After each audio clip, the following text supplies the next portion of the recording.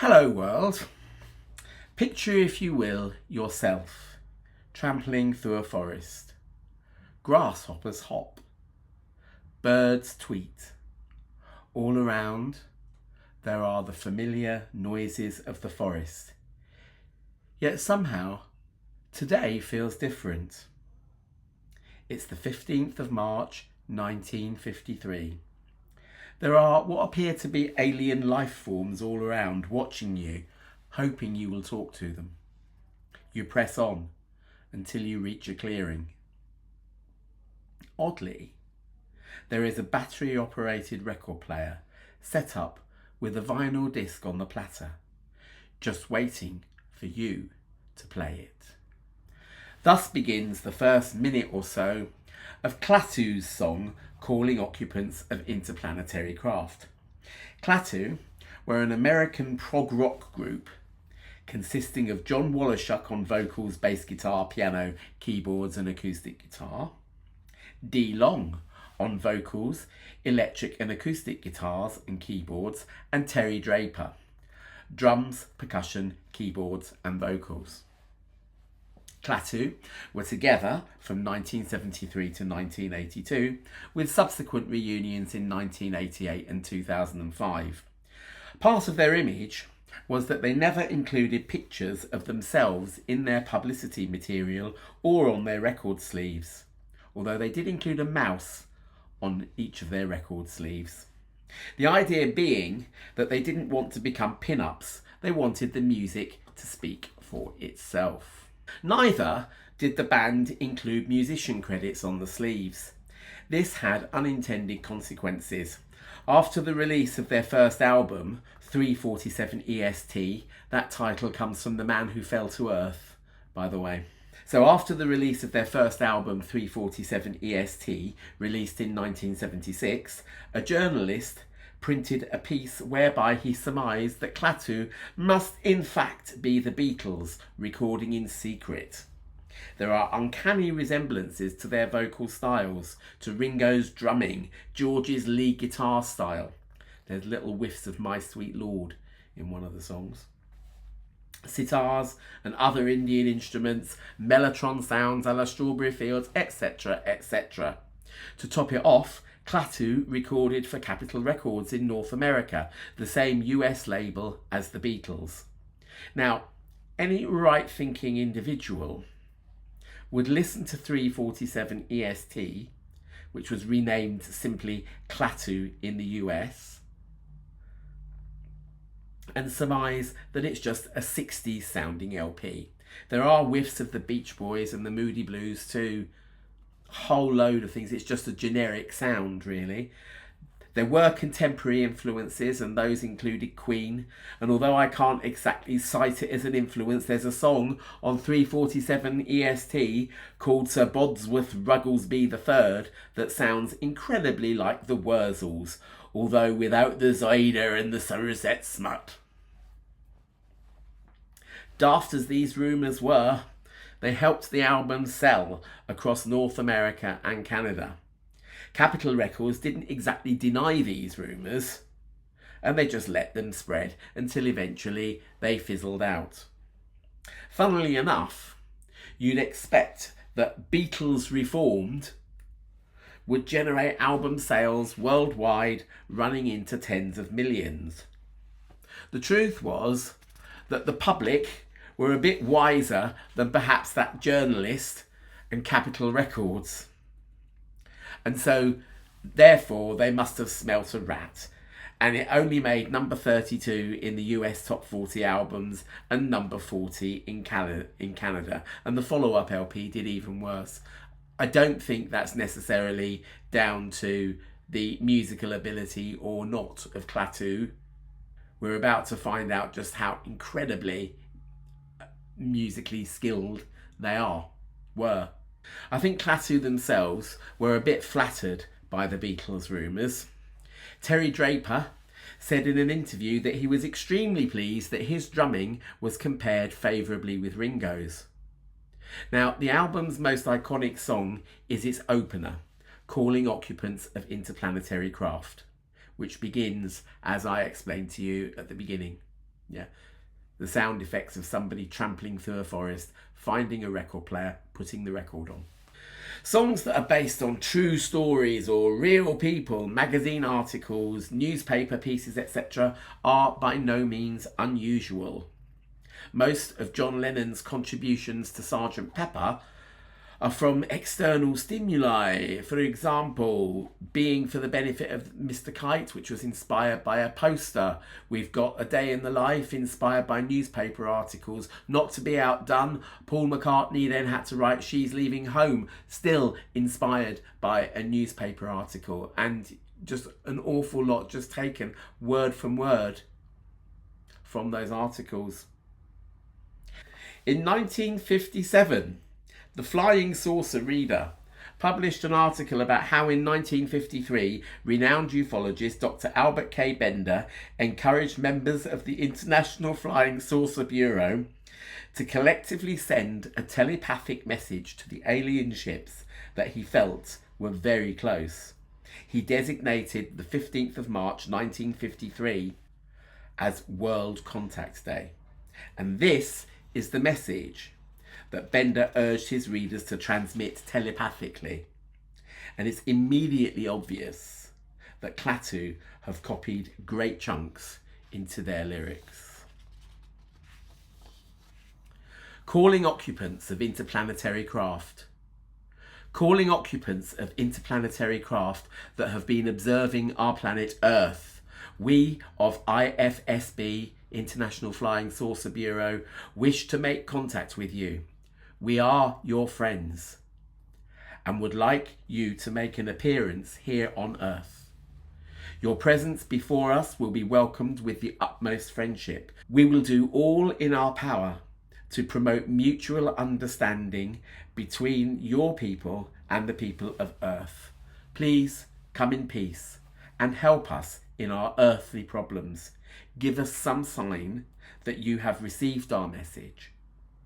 Be responsible for creating a miracle here on our planet to wake up the ignorant ones to reality. Let us hear from you. We are your friends. And Dr. Bender described this World Contact Day in his book Flying Saucers and the Three Men. I don't know about you, but I'm getting very, very strong whiffs of the 90s movie Men in Black here. Very interesting stuff. You can find out about it all on Wikipedia. Just look up World Contact Day, Dr. Arthur K. Bender, Calling Occupants of Interplanetary Craft, the song as well. That'll take you to links there. I'm now going to sort of go into my kind of analysis of the song really and what makes it so great. I've just told you a few bare bones about how the song came into being. The feeling I get from the message is that whether this message is addressed to an alien or to a god, it's a prayer. It's an acknowledgement that the Earth is in existential danger. The vocalists in Klaatu make the sentiment more explicit in the song's bridge. And thus, this song becomes one of the first environmental songs after Joni Mitchell's Big Yellow Taxi, of course. And please, come in peace, we beseech you. Only a landing will teach them. Our Earth may never survive, so do come, we beg you. Please, interstellar policeman, oh won't you give us a sign that we've reached you. And you can see how that's just been lifted almost word for word out of that text there. But I can't ignore the elephant in the room. The reason why this song has reached such a large audience is because during the following year, 1977, Richard and Karen Carpenter made their own cover version of it. I first heard this listening to late night local radio in the 1980s. Anyone remember Caesar the Boogeyman from Invicta Radio? Well, that's where I first heard it. In fact, I thought that the song was by the Carpenters. I had no clue that it was a cover version. Went through most of my life. I even taught a class of year fives this song, and we made our own space story with sound effects just entirely from calling Occupants of Interplanetary Craft as sung by the Carpenters. So it was only when, a couple of years ago, after I enjoyed the Netflix TV series Mindhunter and looking up the soundtrack on Apple Music, that I became aware of Klaatu's original version. Obviously, I don't dislike the Carpenters version, neither do Klaatu, given the no doubt millions of dollars in songwriting royalties it must have generated for them. However, the Carpenters version's so-called humorous inclusion of the DJ at the beginning trivialises the message somewhat. It certainly changes the sequence of events, changes the whole story. Klaatu transports us into the middle of nowhere, i.e. this bleak forest. Upon playing the record in the forest, we hear Dr. Bender encouraging us to use our telepathic powers to send a message to the great unknown. So far, we're not told about aliens or outer space. It's only as the full band comes in that we're aware of who we are asked to communicate with, the occupants of Interplanetary Craft. Later in the song, Klaatu introduce a voice, replete with sound effects, that is meant to be the aliens communicating with us. But it's only a couple of lines. The Carpenters give the whole game away right at the beginning of the song, and therefore the following 6 or 7 minutes of music might as well not exist. All of the orchestral parts on Klaatu's original are created by a mellotron, which is like a precursor to the electric organs of the 70s and 80s. The various orchestral sounds are stored on tapes and loaded in. There is no doubt that from the opening flutes, it's the mellotron that adds an eerie space-like atmosphere. It isn't the same synthesized soundscape that Gary Newman would introduce on his records only a couple of years later. The mellotrons indicate, as they did on the 60s psychedelic records, that something isn't quite normal. That's all it is. In true American Hollywood fashion, Richard Carpenter inhaled a lot of white powder and then recorded a 160-piece orchestra. While he is remarkably faithful to Klaatu's original arrangement, the overall effect of Richard Carpenter's orchestral arrangement, 160 people, is somewhat bombastic, and in my opinion, it fails miserably at recreating the sombre, spooky atmosphere of the original. Karen Carpenter's voice is Karen Carpenter's voice. It has a lovely, rich and mellow texture, but she was a reluctant vocalist, preferring to play drums and not sing. And it's not the most expressive of vocals. I get the feeling that Richard Carpenter had an algorithm called How to Recall Karen's Vocals Works Every Time. Hence, her vocals are instantly recognisable, whatever song she's singing, but they're not particularly expressive. In your mind, you have capacity, you know, to wipe out everything to do with the Carpenters' version of this song. Listen to Klaatu singing it. The production is, this is a tiny person who is no more than a pimple on the bottom of the universe.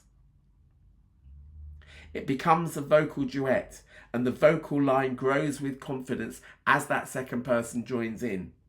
Important words are emphasised, like close your eyes and concentrate, and the impression is one of the vulnerability of humans faced with the presence of alien life and the vastness of outer space. Despite being good, the Carpenters have turned this song into light entertainment. Think Bonnie Langford or Shirley Bassey. I strongly recommend a re-evaluation of the original version. The rest of the 347 EST album is available on Apple Music and other streaming platforms. And it's well worth a listen, if only to understand what sparked off the Beatles back together rumours. The album is very enjoyable. It's a shame that Calling Occupants is track 1 though, because I don't feel that the rest of the material quite lives up to the same standard. But anyway, that will do it for today, folks. Hope you enjoyed that, and I will see you in the next video. Remember to like, subscribe, share if you dare. Consider a super thanks down below if you really enjoyed this video, and I will see you in the next video. Bye. So, in 1957, the Flying Saucer Reader published an article about how in 1953, renowned ufologist, that's UFO-ologist, Dr. Albert K. Ben.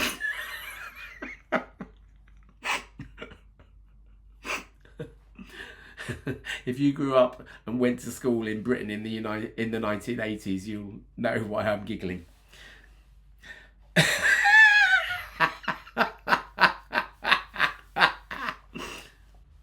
In 1957, Flying Saucer Reader can't do it.